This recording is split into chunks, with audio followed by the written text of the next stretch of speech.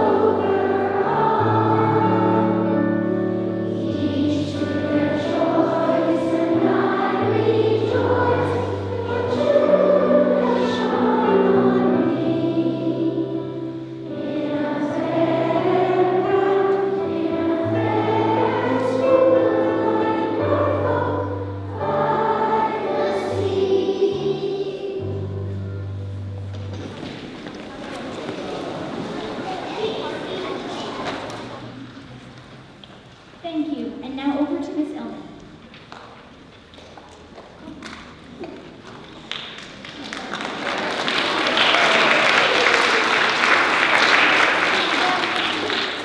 Good morning, everyone. I thought we would start this morning with a new song. It's about the morning, kind of. And it's not so much a new song, it's just we haven't done it yet this year. And I know last year you didn't really have singing assembly, so there might be some younger kids that don't know it. But I think older kids, you'll remember it. About going round and round, round and round, the earth is turning, turning, always round to morning, and from morning round to night. Remember that? Yes. See what we remember of it. And then we can do some actions that kind of help us. There's sort of 3 phrases. I think we started with this. Round and round. You just go, round and round. That's it. And round the earth is turning, turning always round to morning.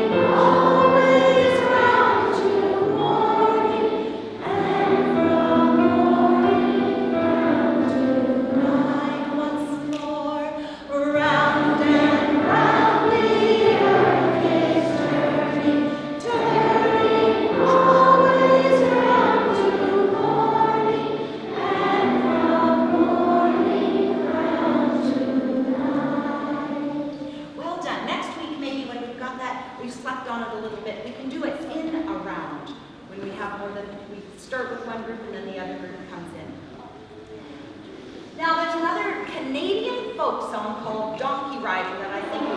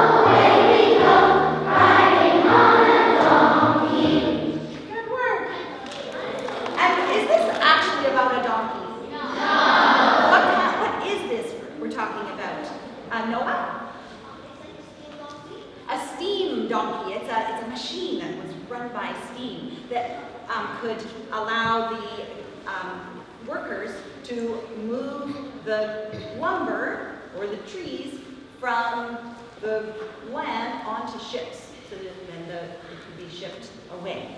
And they used to use donkeys for such hard work, but then through innovation, grade 3s, which we talked about, didn't we?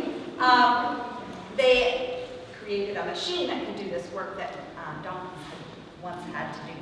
All right, do we have time for Freedom Train? Here we go.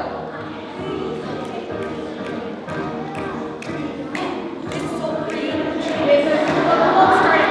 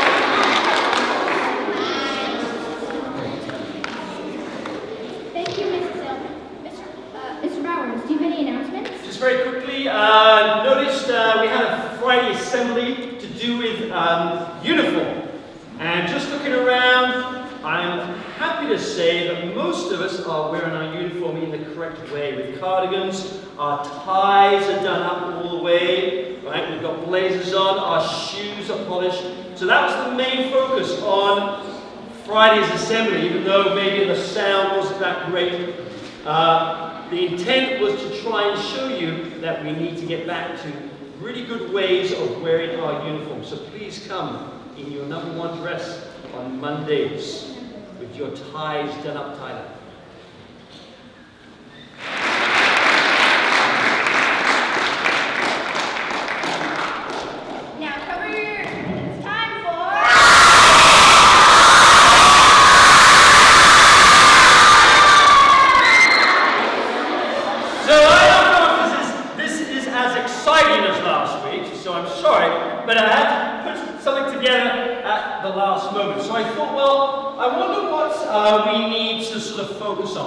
And I know in the school, in our classes, we've all been sort of creating essential agreements. And I've just noticed, I suppose, something on the playground and in the different areas in the school. And I know that we're not actually setting the essential agreements because I'm kind of going to propose some things that we already know and I think we should be reviewing. Okay, so we have some essential playground, essential agreements. And I wanted to look at all the different areas that I see, I suppose, around this incredible facility that we have. And I'm worried that it's not going to be incredible for a long time. So I'd like to propose that we start to look at some things. For example, when we're around the garden beds, let's keep the gardens looking beautiful, okay? By keeping the rocks in the gardens. The beach, we can go down and play with all the rocks and make our fairy gardens down there. But when we start to move all the rocks, it gets really dangerous for our maintenance staff who are going to start mowing the lawns. Okay? So could we try and keep those rocks off the gardens and in the places where they're supposed to be? By the way, that's out of bounds. Now, also plants, same sort of thing. Can we keep that plant life looking really good? It's spring.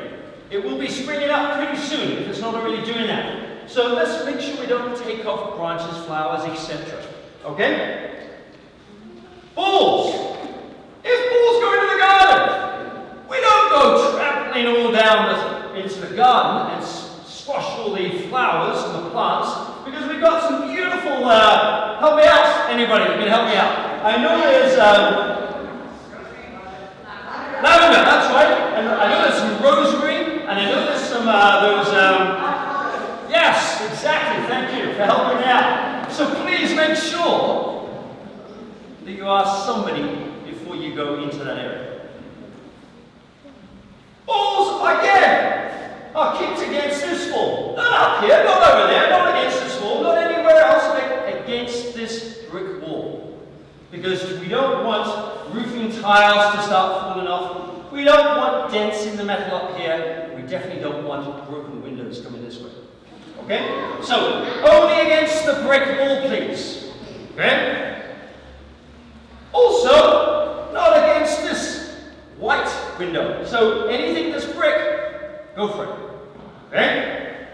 And not against the netting. I'm starting to see some of the netting already down this end broken away, and we're going to have to, replace that or repair it. Okay? Rocks! Remember, if you're down at the water's edge, you can throw rocks out into the water, but nowhere else. You can't be back from the water. You must be down at the water's edge. That is the water, this is the edge. That's the water's edge. You're throwing into the ocean and not at wildlife. And also, remember, let's prevent those soakers only up to your ankles. Okay? Not over your boots. On the kindergarten beach, remember, we never go on the overflow here, this concrete, because it's kind of steep the other side, and we don't want you to fall off. Okay? So stay on this side of that concrete outflow. Okay? And what did I put down there? Outflow wall and allowed to be in, and you're actually not allowed to be on this rock groin, which is right next to the ramp. Okay? So, kindergarten, you're in between the ramp and the outflow. Aha! Students may only go out on the rock groins as far as the water line. So if the water's at the edge here and you're way down there, you've gone too far. Remember, you can only be at the water line where the rocks are on the groins. Okay? Grade 5s. So that we keep you safe and we can see you, we're going to have the metal handrail with the concrete steps as the furthest point that you can go. So there's a ridge of rocks here. If you're going down the other side of the ridge of the rocks, we can't see you. Okay, so you're going to stay this side of that line. So if you can imagine a line coming down here and being drawn on the rocks,